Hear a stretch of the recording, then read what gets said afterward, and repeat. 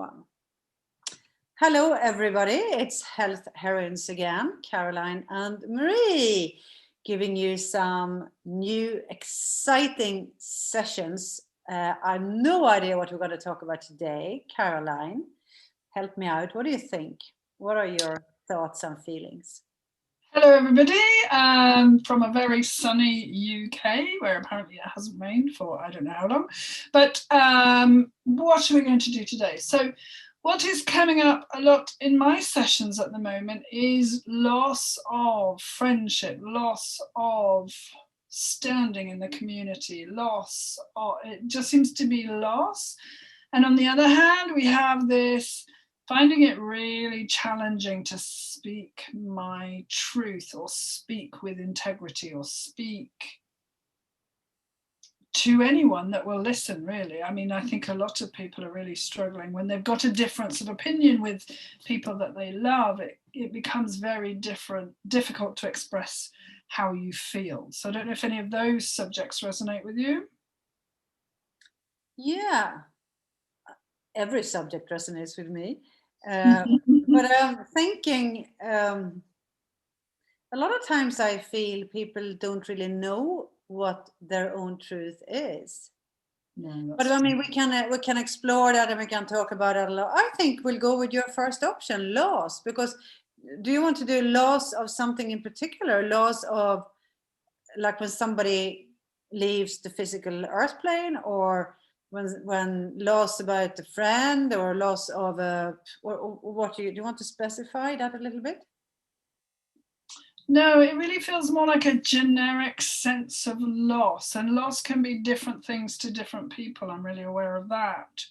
So maybe let's start and see where innate takes us. Shall we do that? But I think it's a great subject. So loss. So just ask everybody then to please take a deep, slow breath and just sit down in peace and quiet. Scan your body. Just sense, is there any tension, anything, anywhere?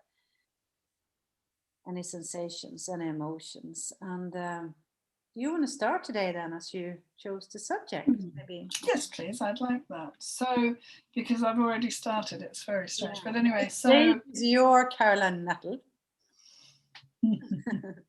Go for it. So, do we need any permissions more than we have? Do we need any more permissions to start this session for anyone watching now or in the future? No, we don't. This is why I wanted to start. I can feel it. I'm so tearful. I'm in this deep cavern of pain. Cavern feels like exactly the right word. It's like a big hole inside of me. Right from when I lost my tempe down the drain when I wasn't really holding on to it as a child, through to losing a parent or losing a child or losing a brother or sister or a best friend. I'm feeling also this loss of self-respect that you get when you, I mean, this is huge. Loss of self-respect you get when you lose your job, or you, I don't know, you do something stupid, or, oh. So I feel as though this sense of loss is sitting very comfortably next to grief in the lungs. And what I'm feeling is like this real just tightening in the lungs. It's almost like I can't breathe. This feeling is so heavy and painful. And especially right now, where we are literally letting go of everything we know and we're turning into something different, hopefully, and better, hopefully.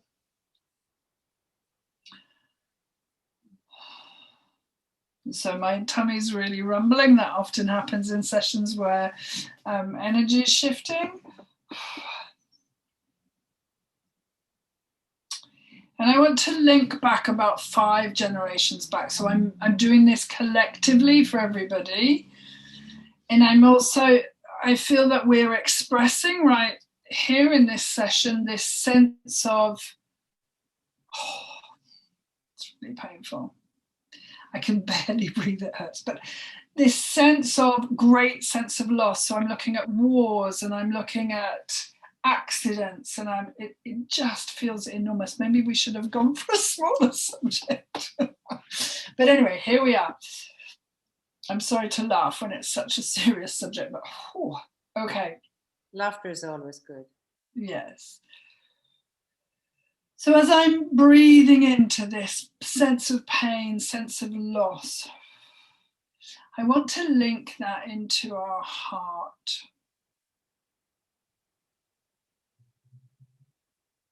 And it's so funny because I'm seeing this grief and loss as water. And when I'm in the heart, I'm just seeing this tiny, tiny flicker, and it's hope. So this, I think I'm tuning into that human resilience, that amazing ability that humans have to overcome great sadness and great pain. And I'm just seeing this tiny, tiny flickering of a flame. It looks like a flame, but I can see the word hope. So my sense is what I need to do with the flame is just blow on it, like really, really encourage that hope, because I think through this hope in the heart, this sense of resilience, we can lessen that pain in the lungs and in our immediate past, in the 5 generations, but also in the kind of world around us. So I'm really encouraging that flame to grow. And obviously flames make water go to steam and leave the body. So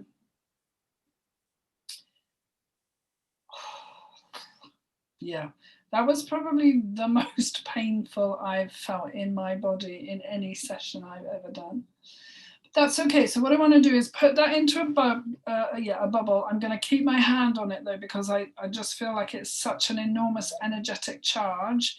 And I want to hand that to Marie, but I really would like you to go back into the heart, if that's okay with you, if you feel guided to go there. Yeah. Okay, I'm just going to hold my heart.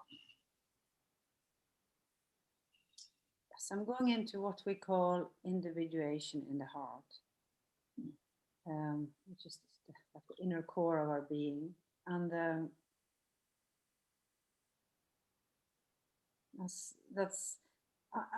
I'm hearing more so than sensing a part of me feel like this, and another part of me, and I want to bring in separation to this, the illusion of separation. It comes up so often. There is not a part of me that wants something. We're whole. So it's like we're going into individuation in the heart to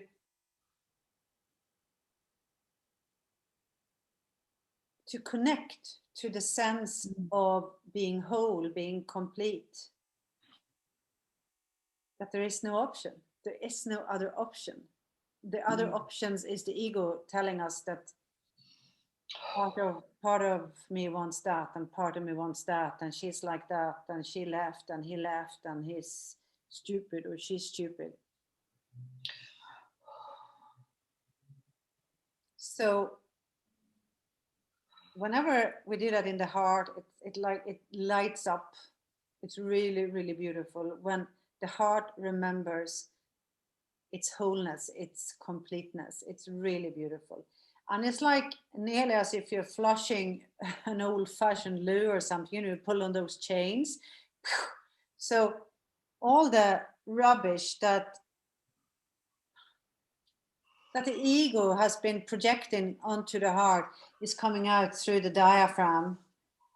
And it nearly gets stuck in the diaphragm. Not nearly, it gets stuck in the diaphragm because there are so many layers of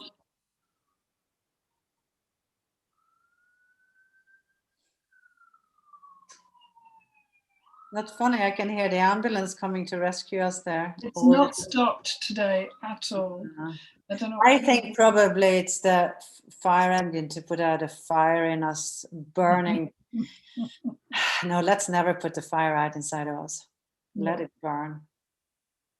So the diaphragm right now is more like a cake, you know, it's thick and layers of things of what we have learned to believe.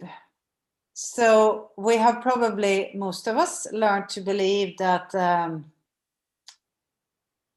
if you only do that for me, or you can't leave me, I can't live without you, or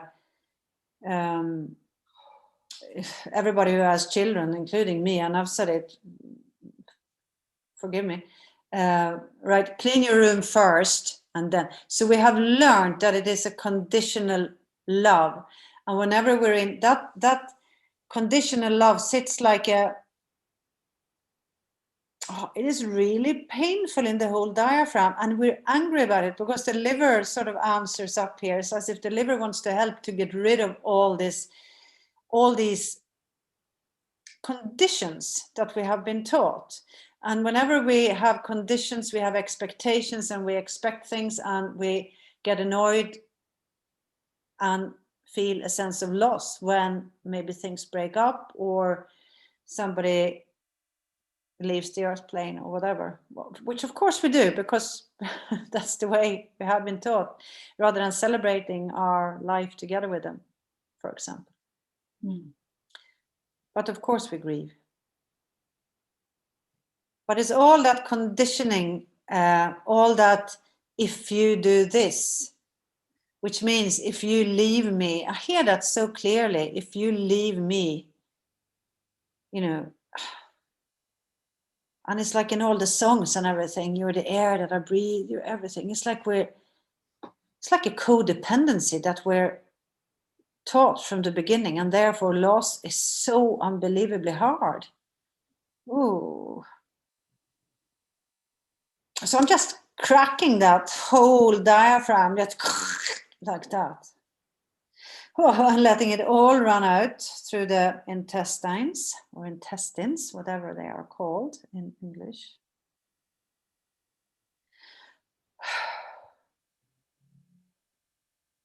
Linking this to the liver, I often see the liver as like a person who's putting files into the right places. Liver organizes, and I can sort of see the liver taking a sigh of relief, because with all that conditioning gone, the liver can do a much better job of organizing and planning in the body.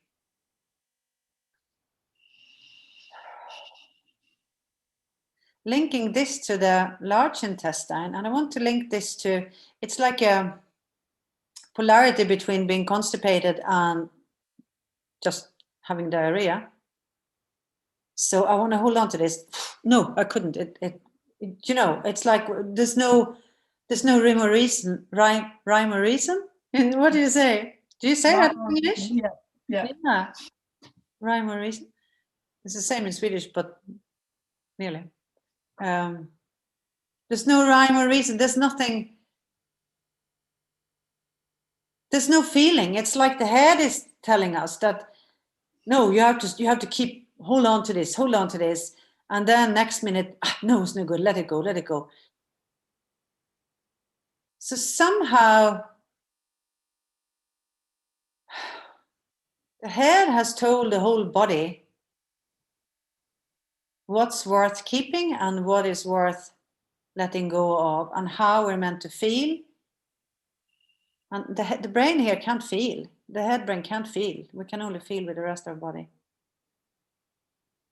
So it's like we're doing a vivaxis. A vivaxis means that energetically we're moving certain things. And here I want to move the large intestines in relationship to the heart and the brain and the head.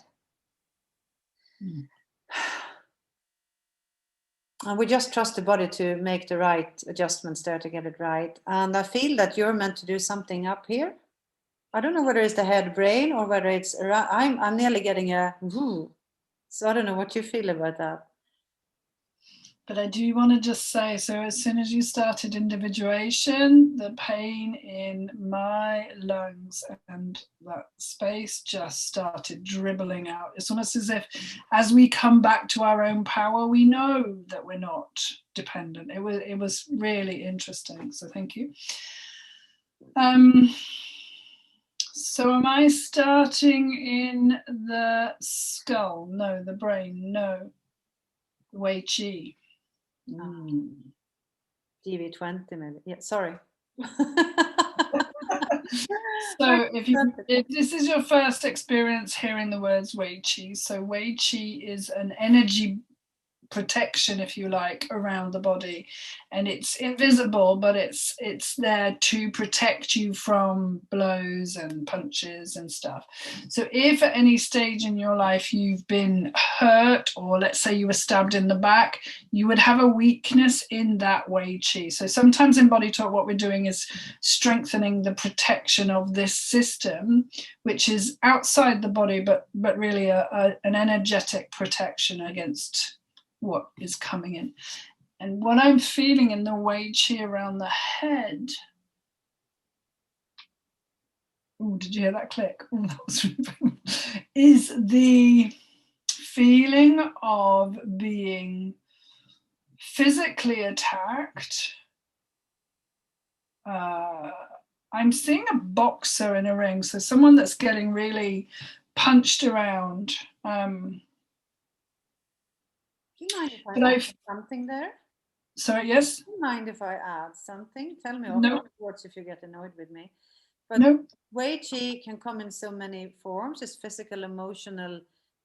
Oh, yes, of course. You know, climatic, lots of things. And I just felt an emotional need for protection. Whenever you started talking there, I just felt that should be included somehow. Yeah, no, absolutely, because that's perfect, because what I was going to say was, whilst I saw the image of a boxer taking punches, actually I feel that this is more emotional attacks, so verbal abuse, if you like. And often, you know, we tease people and say, don't be stupid, or you look ridiculous, or, you know, we can be really cruel with our words, and it can really hurt some very sensitive. I'm a very, very sensitive person, so I do know that words can hurt me, but I probably wouldn't let you see that, or if I do, then that's because I've worked on myself. But anyway, so yeah, it feels like we've been attacked in so many different directions, in so many different ways.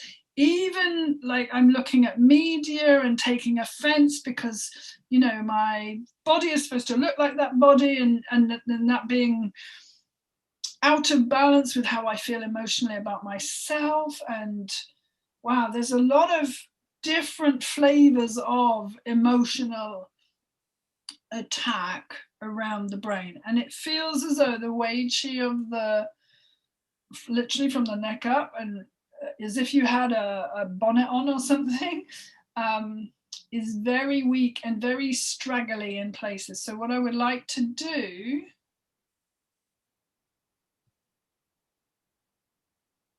is repair that sense of protection from emotional, I don't like the word abuse here, but emotional attack is how I'm going to say it. So being able to cope better with emotional differences between people. And I want to go straight back into the heart when I say that. So I feel that strengthening the Wei Qi around the head is linking into my sense of self.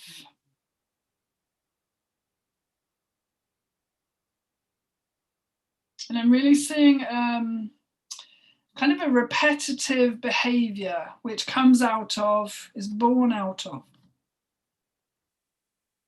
It's a protective behavior. It's something that I learnt probably as a child when I maybe wasn't getting my needs met, or I wasn't getting a love that was the kind of love I needed, or I've basically had to, exactly what Marie was saying a bit earlier, adapt my behavior to cope. And I'm in this adaptation of behavior within the heart. And what I feel that I need to do is introduce the real essence of who you are to the adapted behavior. So it's almost like I need to balance that sense of I need to be perfect to get attention. I need to help people in order to get attention. Maybe I'm codependent and I need to do that in order to feel useful, or whatever your adapted behavior is. And I imagine every person on the planet has got some form of adapted behavior, because we all need to fit in when we're younger. It's a safety thing. So if you're not living adapted behavior, then wow, you're very, very lucky, is what I'm going to say. But anyway, I'm balancing that needing to fit in adapted behavior to this verbal, needing to mend the emotional Wei Qi around the brain. And in this instance, I just feel that the brain is where these words hit, the heart is where I react. So I think we're looking at a general balancing between reacting with the heart and thinking with the head. I don't think I used the right words there, but I hope you understand what I mean. Okay, that's in a bubble. And I want to go into the lower back, which is about security, financial security, but also feeling safe within myself. And I'm just hearing I need to give that to you, Marie. Thank you.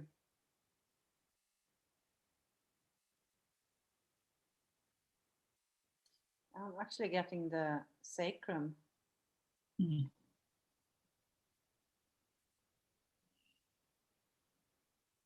The sacrum, the way I see it right now, it's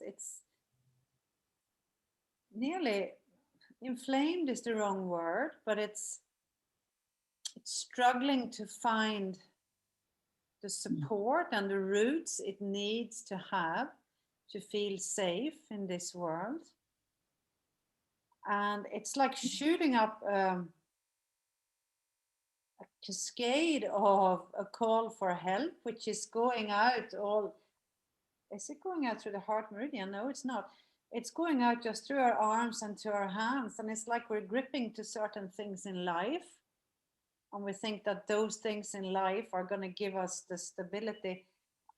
You know what I'm seeing? A friend and I discussed this before, that the peace sign is the wrong way around. You know, the peace sign should be like this here. And that's really what I'm seeing. That if we stand like that, we have our arms out, let go, stop gripping things. It's like somebody once said to me, how do you let go of something? This is my little magical one here. How do you let go? You just drop it. That's how you let go. Yeah. So it's like we're gripping to certain things in life to feel safe.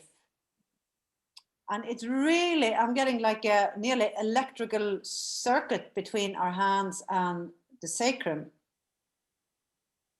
And we have to let go of the things outside ourselves that we think are keeping us safe, for us to find a safe place within ourselves. Linking this straight up to the thalamus. Apparently I say that the wrong way too in English. Thalamus, is that right? Thal, yeah. And I want to do a de-stress on that. It's like it's totally overwhelmed with all our senses go through thalamus except sense of smell. It goes through amygdala before it manifests. So I'm getting a funny taste in my mouth. I'm getting heavy in my body. It's like thalamus has taken in far too much. So we de-stress, put it like that. We de-stress thalamus. We're doing a bit of energetic work on thalamus.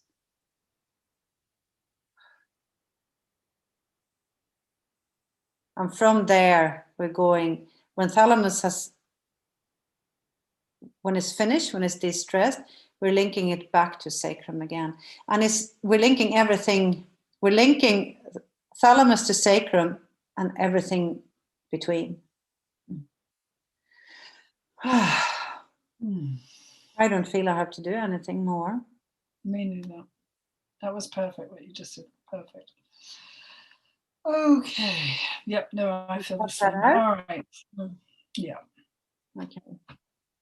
So we hold our heart. Yeah. Nice big deep breath. It's us in here. Deep breath and tap both sides of your brain. Tap your heart. Deep breath. And tap your tummy. Around your navel I usually tap. Deep breath.